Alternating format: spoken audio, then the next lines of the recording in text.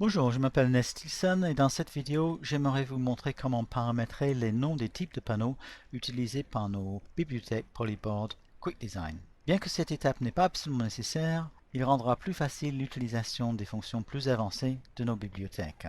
Pour créer les noms des types, il faut aller dans le menu Outils, Préférences. Dans la boîte de dialogue des préférences, nous avons une section Personnaliser les types de panneaux.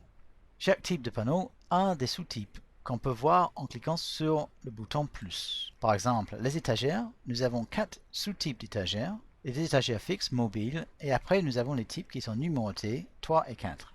Pour l'utilisation avec nos bibliothèques QuickDesign, je vous suggère de créer 5 types d'étagères. Pour cela, je vais juste remplacer le 4 par le chiffre 5, et quand je clique haut de la boîte, Polyboard crée automatiquement étagère 5. Nous allons ajouter du texte sur les étagères 3, 4 et 5 pour expliciter les fonctions QuickDesign qui sont associées à ces étagères.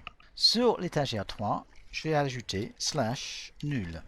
Ceci pour dire que quand on place un étagère type 3, nos bibliothèques QuickDesign vont automatiquement associer une matière nulle. Sur le type 4, je vais mettre /triangle. Ceci pour dire que quand on place un étagère 4, on peut le transformer en triangle de penderie dans la bibliothèque QuickDesign. Pour l'étagère 5, je vais mettre slash et je vais mettre sans usinage.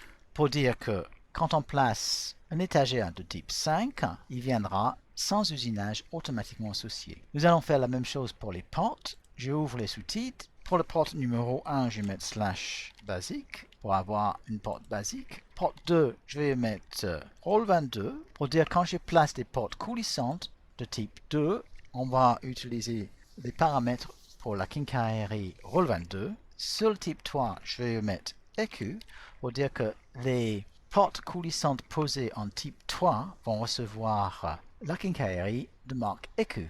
Sur les tiroirs, je vais aussi ajouter les textes explicatifs sur les différents types de tiroirs. Sur le type 1, je vais mettre un /400 pour dire que quand je mets des tiroirs à longueur fixe, ils viendront à 400 mm si je choisis le type 1. Pour le type 2, je vais mettre 450 et pour le type 3, je vais mettre /500.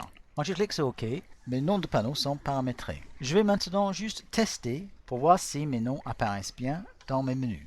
Pour cela, je vais créer une caisson. Dans la caisson, on va cliquer. Si j'ajoute un étagère, je peux voir que les différents types, les noms ont été changés. Nous avons maintenant étagère fixe, mobile, étagère 3 /nul, 4 /triangle et 5 sans usinage.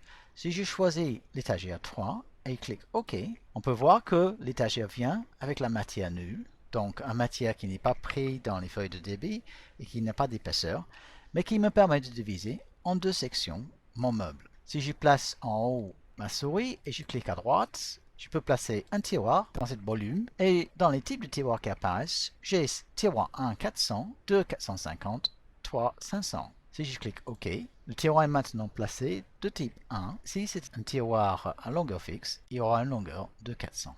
Merci d'avoir regardé cette vidéo.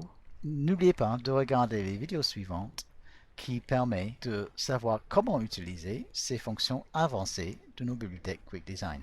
Merci, à bientôt.